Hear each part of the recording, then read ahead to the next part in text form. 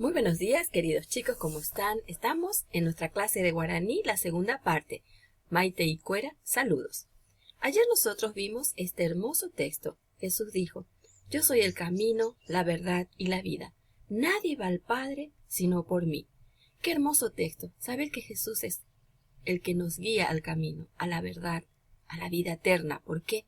Porque Él murió por nuestros pecados. Y a través de Él nosotros nos vamos al cielo, llegamos al Padre. Entonces sería bueno, chicos, que ustedes puedan memorizar este texto para que puedan también compartir con otros niños. Ustedes pueden compartir con otros, pueden compartir con su familia, del amor de Dios hacia nuestras vidas. Decirle que Jesús murió por nuestros pecados y que si nosotros le recibimos a Él y entendemos que somos pecadores y le pedimos a Él perdón, Él nos perdona y nos da la vida eterna. Que Dios les bendiga en el día de hoy. Comenzamos con nuestra clase de guaraní.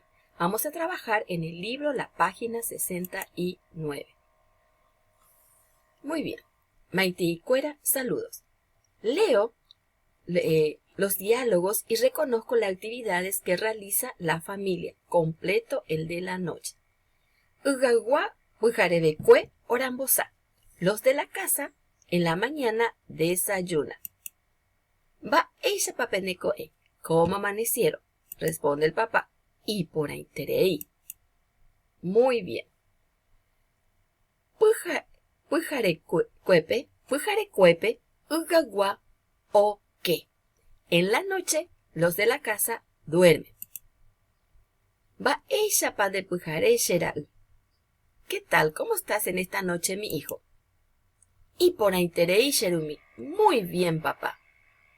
Su hamit mitakuña y kaaruque ojesha tele. Su hamitakuña y kaaruque ojesha tele. Mamá y la niña en la tarde ven la televisión. Y por ahí shemembu va eishapa de kaaru shesumi. ¿Cómo estás en esta tarde, mi hija? Y la mamá le dice, y por ahí shemembu. Muy bien, hija. Muy bien. Repito los saludos según el momento del día. Va eishapa nekoe.